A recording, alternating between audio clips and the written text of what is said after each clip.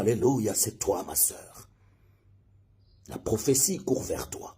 Ne la cherche pas, mais la Bible dit, attends-la. Mais tu l'attends où?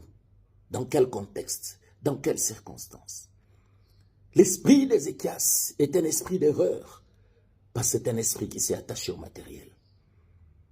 Est-ce que le matériel peut acheter la foi? Le matériel peut acheter la grâce?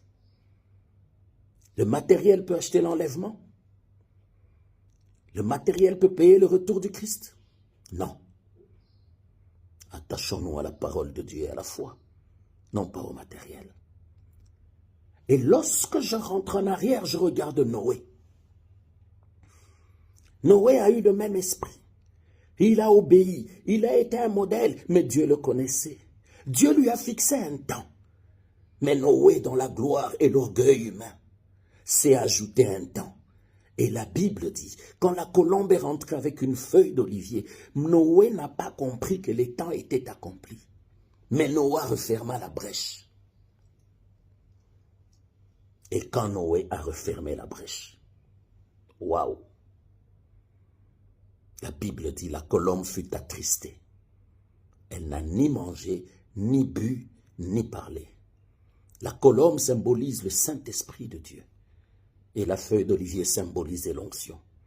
Donc si la colombe avait parlé, l'onction serait tombée dans l'arche. Et tout ce qui est dans l'arche porterait le nom de Christ. Parce que Christ signifie avec l'onction de Dieu. L'enfant Jésus est devenu Jésus lorsqu'il a été baptisé d'esprit. Oh, l'eau du baptême qui est descendue sur Jésus par Jean, c'est là que l'enfant Jésus est devenu Jésus-Christ, parce qu'il a reçu l'esprit et l'onction. La colombe de l'arche qui a voyagé depuis Noé n'est revenue que sur le Christ, Jésus. Combien de générations ont été sacrifiées?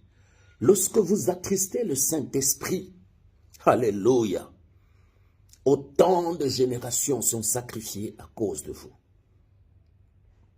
Noé, dans son orgueil, étant assuré de sa grandeur, ajoutera un temps, descendra de l'arche, s'enivrera et maudira sa postérité.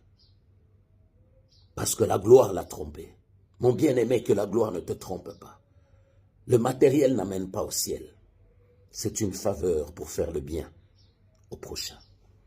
Ce n'est pas un sujet d'orgueil ou d'arrogance. L'esprit de Noé a agi dans le cœur, dans la chair,